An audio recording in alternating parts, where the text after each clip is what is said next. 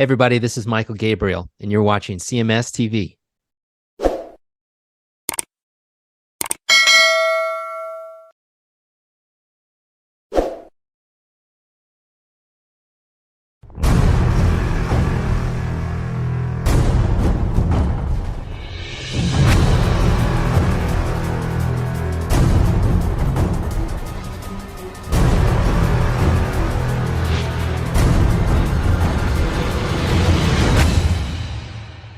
Well, we had covered this. I sent you an email. I don't know if you saw it or not.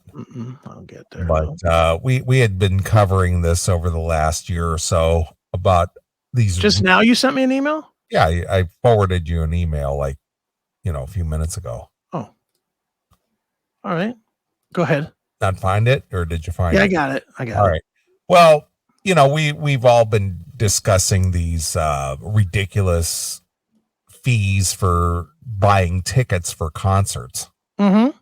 And this is just an ongoing thing where the Congress is involved, and people are giving testimony and going up to Capitol Hill and giving their viewpoints and all this and that. I don't know what the answer is, because when Live Nation and Ticketmaster were allowed to merge, that is the monopoly of the ticket market. Mm-hmm. I haven't seen this. It's a video of a quote unquote musician who is testifying in front of Congress. Okay. About the ridiculous fees, right? That these ticket, monopolies, or monopoly rather, charge for tickets to get. Okay. Tickets. And interestingly enough, you are going to these Pantera Metallica shows, and sure, you paid, I guess, in today's market, a pretty reasonable price. Yeah, I'd say that show is definitely for the cheap. Ticket. Yeah, because I got it as a pre-sale. But the same ticket now is like 10 times the cost. Right. Exactly. So I don't know what this musician said or what this gentleman had to say about this, but I thought maybe we would review this a little bit and see what his input is on these Ticketmaster Live Nation shows. And again, this goes back to what we talked about earlier. Neil Sean went crossways with Live Nation, and because of their monopolistic ability, has limited Journey from being able to, make any kind of real money, because they quote unquote just won't work with them anymore. Like, fuck you, Neil Sean. That's right. You go up against us and sue us, because we'll give you a spanking. Yeah, and they are. Obviously, we saw them playing a 3,000 seater. Yeah, 2 summers ago they were playing 20,000 seaters. We're on the other side of that table of the slap fest. That's right. All right, you want this? You ready? Yeah, let's hear it. All right, let's see what he's got to say. See what this fella has to say. All right, here we go. Play this clip from the Ticketmaster hearing. This is really important stuff. Here is Clyde Lawrence. I don't know the band Lawrence, but this is an important sort of explanation. I don't think anybody knows the band Lawrence. Lawrence? Can you look them up? Well, let's see. Lawrence, the band. All I can think of is Hollywood Nights, the movie with Tony Danza and Michelle Pfeiffer, where they're going, Lawrence of Arabia. He's an English guy who came to fight the Turkish. I don't think that's these guys. Lawrence the Band is a U.S.-based soul pop group founded by New York City-raised sibling duo Clyde and Gracie Lawrence. Are they like the Oasis for the U.S.? Leads me. You could play them. I mean, I'm sure they're on Spotify. All right, Lawrence. Yeah, they have quite a few. Wow, they have a shit ton of music out there. Really? They have 1, 2, 3, 4, 5, 6, 7 albums since 2013. And then a shit ton of singles. Oh, they're kind of like They're kind of like the White Stripes, Joy. sort of, right? It's Yeah, I like guess, but I've never heard of them. Is it a brother and a sister? That's what it seems like. Yeah. So, but in the White Stripes, it was actually a married couple who passed themselves off as a brother and a sister. Oh, that's good. Do you remember that? White Stripes? No, means nothing No? to me. I know of the band, but I don't know anything about them. Well, when they were popular, Mm-hmm. they passed themselves off as a brother and a sister, but Jack White and that what was her name, Megan or something? Meg White? Yeah, they were married, Oh, I didn't know that. but they passed themselves off as if they were siblings. Glad you pay attention to this stuff. That I band mean- was so bad that I could not listen to it. Well, I could not investigate it. Fuck that.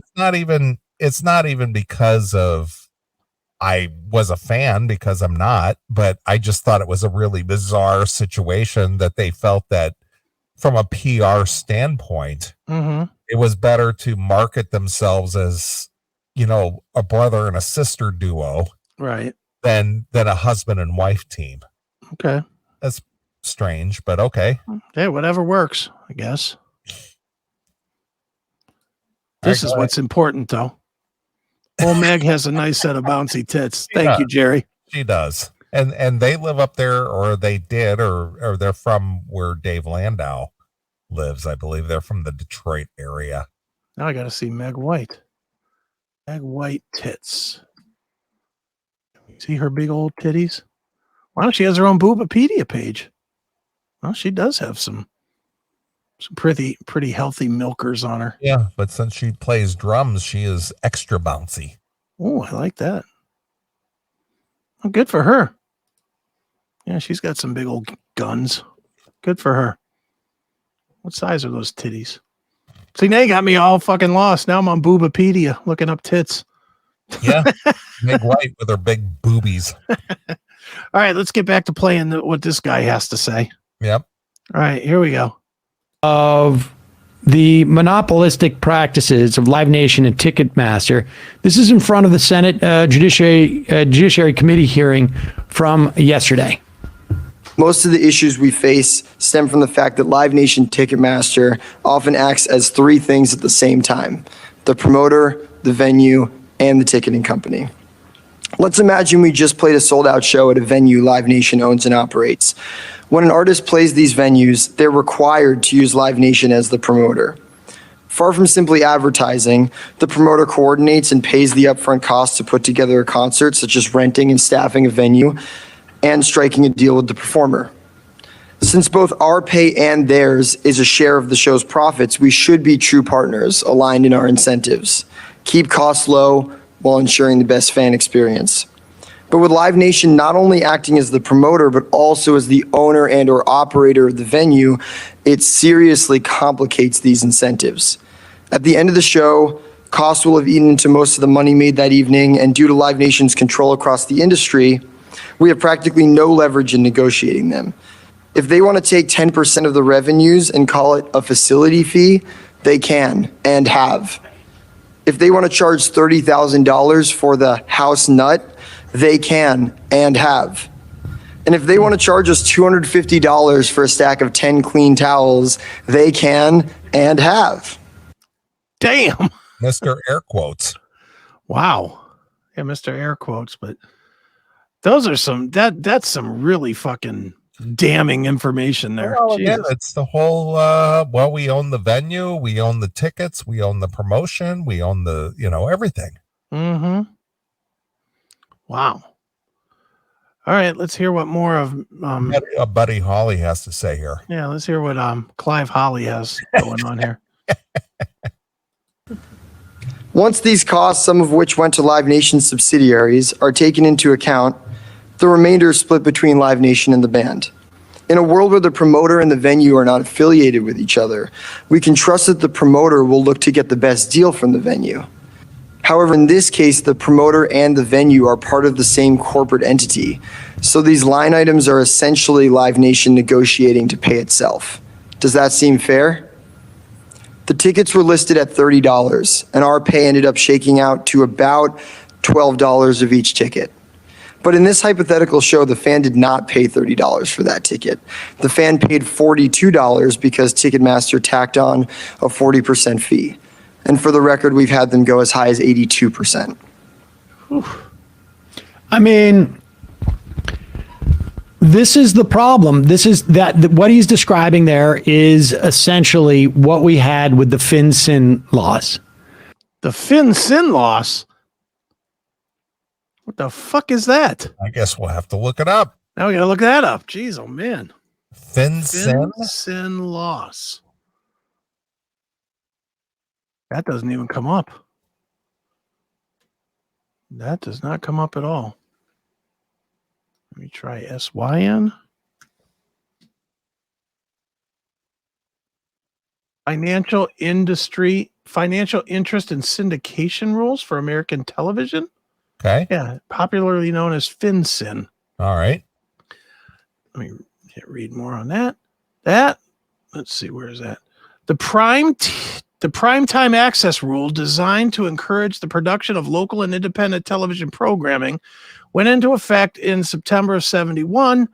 By the mid-60s, the prime viewing hours had almost been completely locked up by newly expanded editions of both local and network news, and by network primetime schedule, which ran from 7:30 to 11 p.m. Eastern Standard Time. Blah, blah, blah, blah, blah. The financial interest and syndication rules, popularly known as FinCEN, were created at the same time as the primetime access rules. These forbade networks to retain any financial interest, including that derived from syndication rights, in any programs that did not own entirely, which at the time consisted mostly of news programs. Since the networks held some financial, this is a bunch of blah, blah, blah. Yeah. I can't follow it. I'm reading it myself. Well, it's a Whatever. whole legalese thing. It's just Yeah. that it was supposed to encourage local programming, but the thing is that the big corporate got involved with the local programming, and they own that too. Right. So basically, when they got fucked with this, that's what this guy's referring it to, I guess. Yeah. All right. Let's go back to this guy. Where you've got essentially two entities dealing with each other. Now, the problem with the FinCEN laws is that it locked out other competitors in terms of like movie studios or television studios. I guess we could have waited an extra 10 seconds and he would have got to it.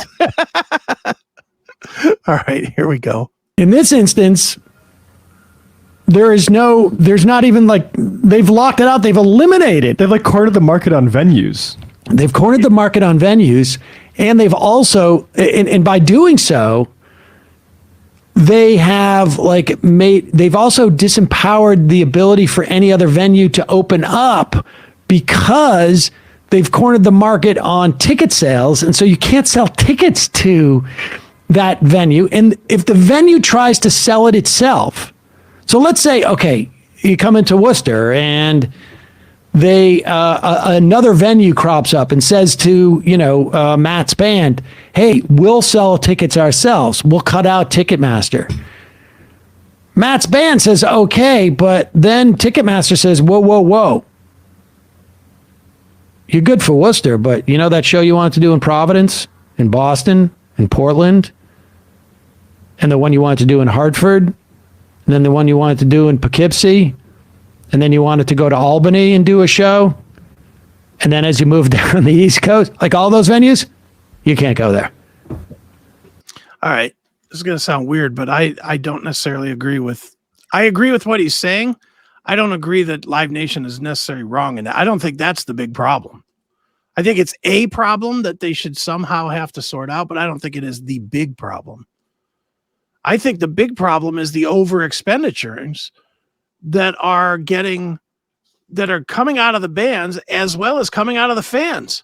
Well, I agree with that, but the thing is what he's driving at is that don't you cross us because we will punish you.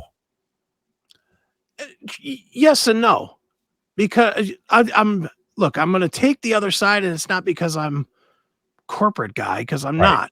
Right. But at the same time, if I owned 10 venues and I'm spending a good amount of money to bring a band to my venues, the last thing I'm going to tolerate is, well, you're going to use a fucking swerve to swerve me out of one piece of it. Well, no, but this is I think you're missing the point here. I don't think they're using a Live Nation venue, but trying to sell their tickets through a different outlet.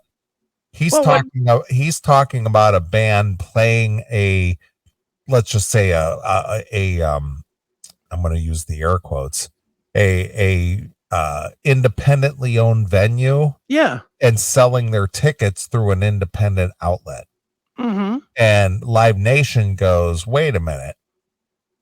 Our venue and our services are across the street, and you're using an independent, cutting us out of the deal. Well, fuck you, because when you come to our other markets where there aren't any independent venues and you can't sell your tickets through any other means, we're going to block you out. No, I understand that. Yeah. And what I'm saying is, why would, if Live Nation is willing to work with them in the other 9 cities, why wouldn't they want them in their venue in the 10th? Especially if the only reason they're not getting it is because they're getting a cheaper deal. Yeah. Well, the reason you're getting a cheaper deal is because you don't have to come out your pocket for 10 shows the independent way. Right. But what he's trying to say is that you're not left with much of a choice. Well, and I agree with that. I do agree with that, but I also agree with Live Nation saying we're not going to just easily be cut out of the deal either. I mean, I don't think that there's an easy solution to this. No, I don't think there is. Not an easy solution, but they shouldn't be so big or be so influential that you have no choice.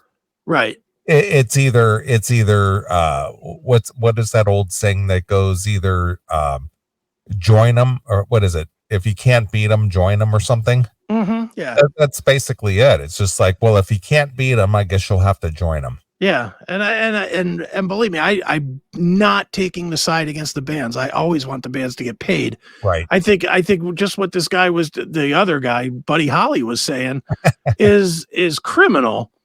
Not, some of the fees I get, but I mean, some of those line items, $250 for fucking towels.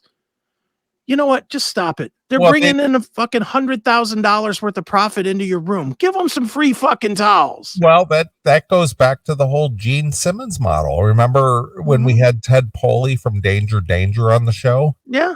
And he was talking about opening up for Kiss. Mm-hmm. And, because they were doing pretty well, they had a hot album coming up the charts, and they had, some pretty good MTV coverage and so on and so forth. And, the people coming out to see Danger Danger open up for Kiss early, he said he got over enthusiastic about, the response that they were getting to Bang Bang or, whatever.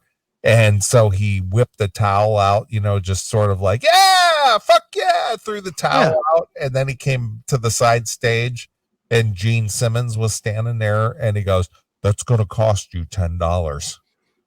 Yeah. He said they deducted that $10 out of their payout because he threw a towel out into the audience. Yeah, which is dumb, and I'm not, and Gene's wrong there too. Gene, and I agree, but my point is that it's incidences like that that kind of set the stage or set the precedents that go, you know what, it's okay to gouge these bands for something as simple as towels. I just wondered, I mean, do you think Metallica pays for towels? No, of course not.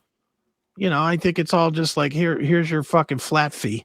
Right. And, I see the bigger picture. The bigger picture is that the venues should not be owned by the ticket broker.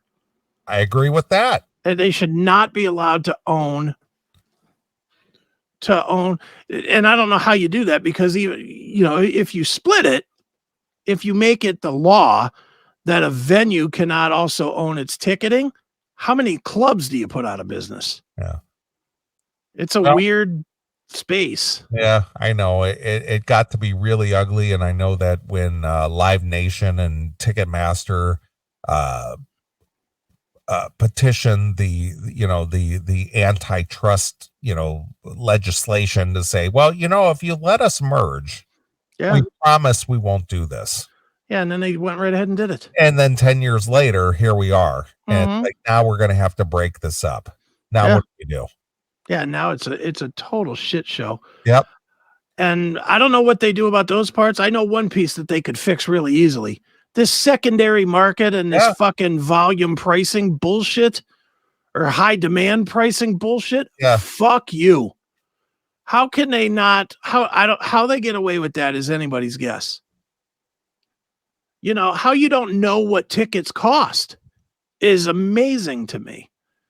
I mean, like I said, I bought my Pantera tickets during the pre-sale before they were on the sliding scale. Yeah. And the same tickets are now on that fucking sliding scale. Right. And even if it isn't through Ticketmaster per se, even if it is through StubHub or ABC tickets or whatever, who owns all that? Sure. Ticketmaster. So Ticketmaster's buying up their own tickets and selling them for whatever the fuck they want. Right. Which just basically is just an end around to jacking up the ticket prices. That's all it is. Yeah. And I mean, so now what's going on is, and I saw this last night. The comedian last night, the first comedian, actually made a joke about this, and he's so right about it. Last night, I parked a few blocks from the venue that I was at, right? Yeah. And there was to my knowledge, there was no Cavs game, and I'm pretty sure there wasn't one because I drove right by Rocket Mortgage Fieldhouse, and there was no traffic at all. I mean, I just right by it, right?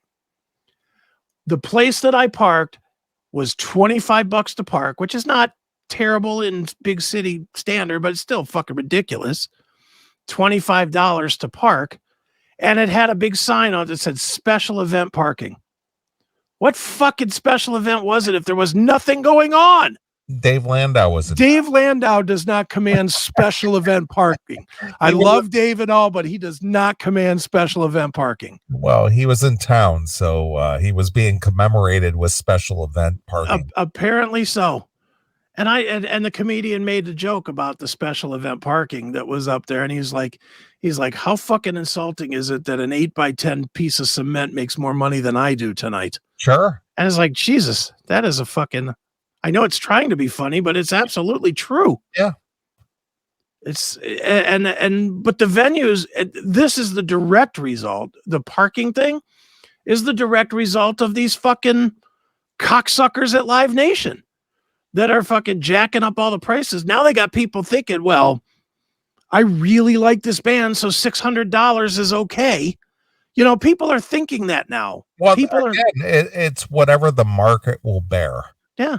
And the same people that were telling us 2-3 years ago, I'll never spend more than $100 for a ticket. Same fucking people. I agree. Are like, well, $500, but it is Metallica. It's like, or $1,000, but it is the reunion of Motley Crue. It's like, and these parking places see that, and what are they going to do? If they know you'll spend $600 to come down to see fucking a bad version of Motley Crue, then why the fuck would they give you a parking space for $6? Right. Well, this goes back. Do you remember the Steve Martin, John Candy movie, Planes, Trains, and Automobiles? Sure. Steve Martin was trying to get home for, what was it, Thanksgiving? Mm-hmm. And he was in New York City and he had to fly home to Chicago or whatever. Yeah. And he was trying to hail a cab to get to the airport in time before his flight took off. Mm-hmm. And, he was out there trying to get a cab, and some other guy ahead of him got the cab, and he goes, sir, I'm in a hurry. He says, if you let me have this cab, I'll give you, $25 or whatever. Right. And the guy goes, well, a guy who's willing to pay $25 for a cab, he certainly would be willing to pay 40. Right. Mm-hmm. You know what I mean? Yeah. It's the same attitude. It is. I mean, if the tickets, and it's all head games, it really, you just know, I just know, everybody just knows. If the tickets are, if you went to a show or if you went to a baseball game and the tickets were $15, Yeah. You know, like a minor league baseball game. Sure. $15 ticket. There's no way in fuck would you pay $60 to park. No. You would look at that $60 parking thing and you'd be like, fuck you. Yeah. And you would drive around. That's four times higher than the game. Yeah. You would drive around until you found the $5 parking somewhere or a parking meter or something. And you know, it's just fucked. Everything's fucked. Yep. Insane. All right, you want more of this guy? Yeah, let's see what he has to say. Let's All right. wrap it up. All right, here we go. Because there you got to use Ticketmaster.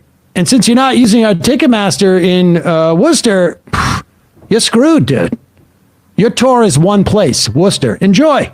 Got to get creative about finding alternatives. Right. And that just presumes that there can be another venue that can be built in Worcester, knowing that if they did that, they'd get screwed anyways. In the wake of Hello, Journey.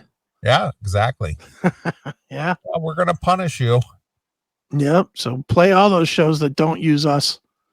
Oof. All right, here we go. COVID, where a lot of these venues have been Forget COVID. They just know the industry. Like there's no way they can do it.